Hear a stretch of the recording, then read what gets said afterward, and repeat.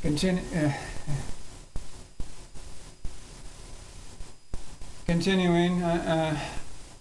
in chapter 6, where Gurdjieff talks about problems with daydreaming,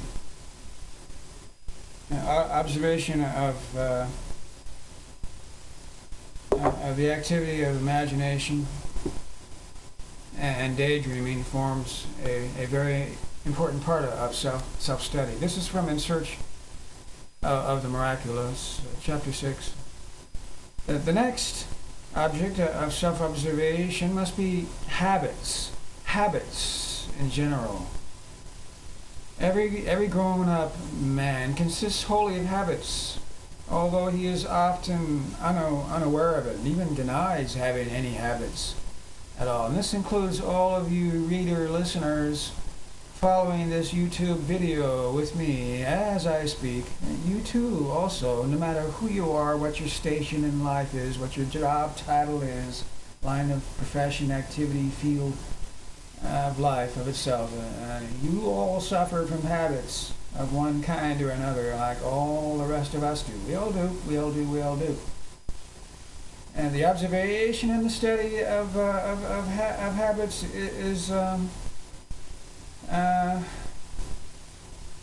particularly difficult because in order to see and record habits, one must escape from them, free oneself from them, if only for a moment.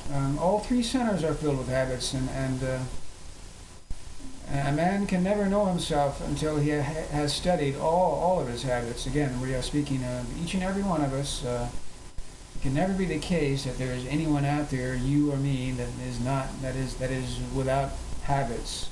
We all suffer from habits. Can't say that enough times, and so especially those one-way types of people who are always pointing the finger at others, and always only seeing their habits or the habits of others. The ones pointing the finger at the devil out there, they suffer from habits too. Anyway, so long as a man is governed by a particular habit, he does not observe it. So long as he is governed by that habit, he doesn't observe it. But at the very first attempt, however feeble, to struggle against it, he both feels it and notices it. Therefore, in order to observe and study habits, one must try to struggle against them. Some way or other, struggle against habits. And this opens up a practical method of self-observation. To struggle with habits opens up a method for practical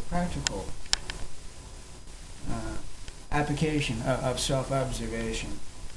It has been said before that a man cannot change anything in himself. Well, he's said before in Search of the Miraculous.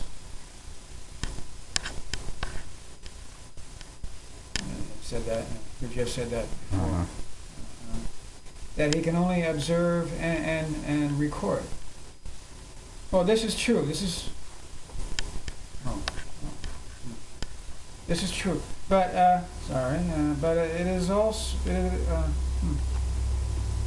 it is reading from the book here. But it is also true that a man cannot observe and record anything if he does not try to struggle with himself, that is, with his habits. Well, that's another thing to observe and struggle with, is our habits in connection with reading books. This struggle in general with habits. Struggle cannot yield direct results. That is to say, it cannot lead to any change, especially to any permanent and lasting change. But the struggle with habits does show, okay, what is there. Without a struggle, a man cannot see what he consists of. There must be some way of struggling with habits so as to see himself in the act of those habits. The struggle with small habits is very difficult and boring. You know. And the struggle, well, the struggle with small habits is very difficult and boring, but without it, self-observation is impossible.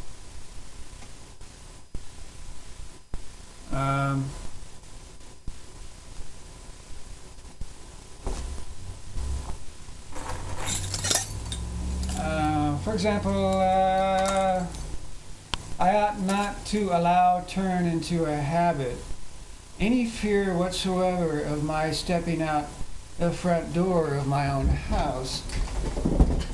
Follow me.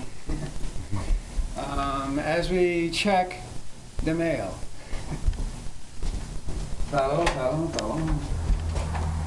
See, I ought not to be afraid to walk out my own front door and not let that turn into a nasty habit.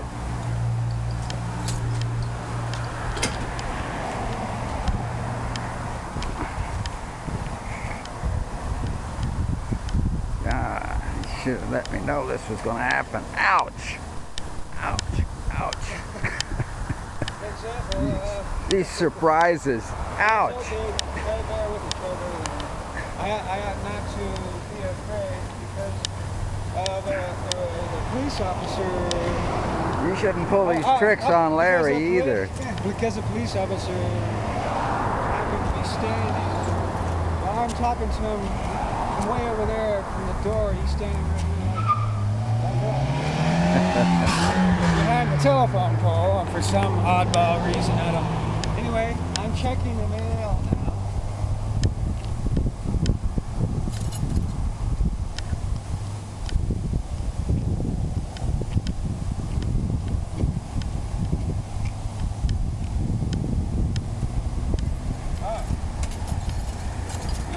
Check the mail already?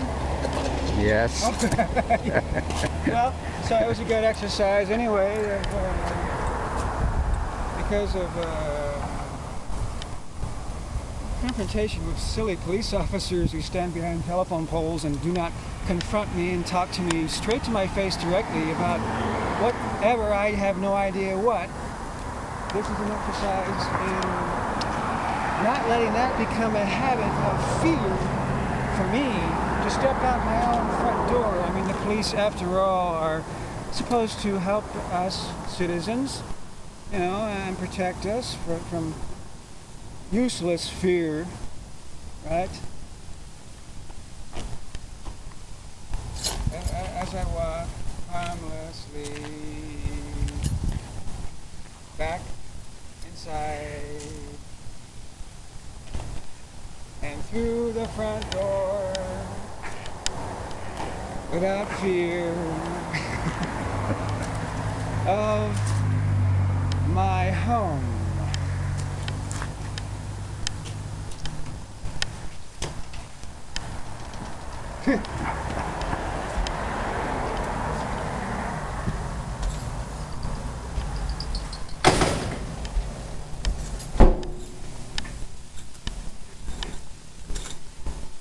And so here it is. Yeah, really, that officer, police officer, Officer Derek Ross, he should have come to me and talked to me right here as he wanted to do. Why he stood behind a telephone pole, I do not know. I still do not know, do not understand. He had to come here and talk to me and discuss that with me. Because this is nonsense that we should be afraid of the police. That's nonsense.